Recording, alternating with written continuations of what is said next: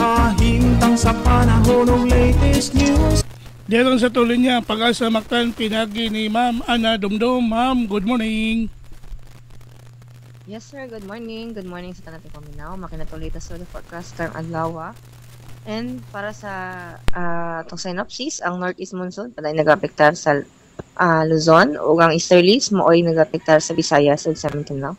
And so far, what na monitor nga LPA or bagyo or any weather disturbance, sulod or gawas sa area of responsibility.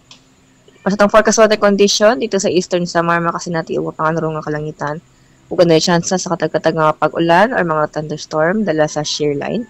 Ug sa nabiling bayan sa Visayas, especially sa Central Visayas, aduna tay generally fair weather or aduna tay managsama panganuron nga tunod sa madag-umon na kalangitan.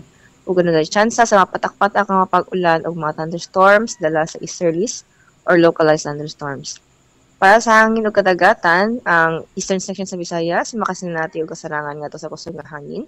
Nagikan sa amin ang sidlakan ug ang kadagatan kasarangan ngadto sa baloron ang kahimtang. O ang nabiling bayan sa Visayas at nahinay ngadto sa kasarangan nga hangin.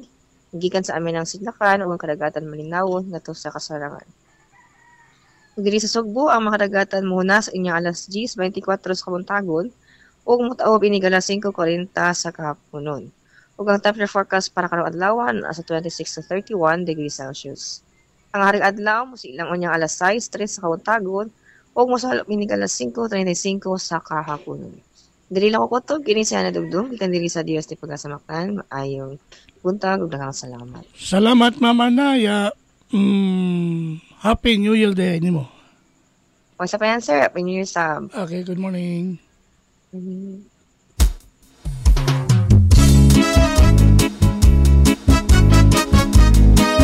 Inyo gadawati si Ma'am Ana Dumdum, mga tong widow specialist gikan sa Pag-asa Mactan nga nagatul sa tong dagan sa kahimtang sa panahon nining adlaw nga Biyernes.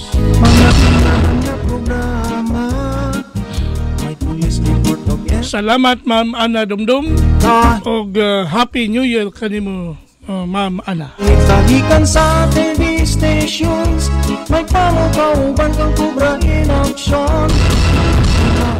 Kung paminaon, sa'yo sa kabuntagon.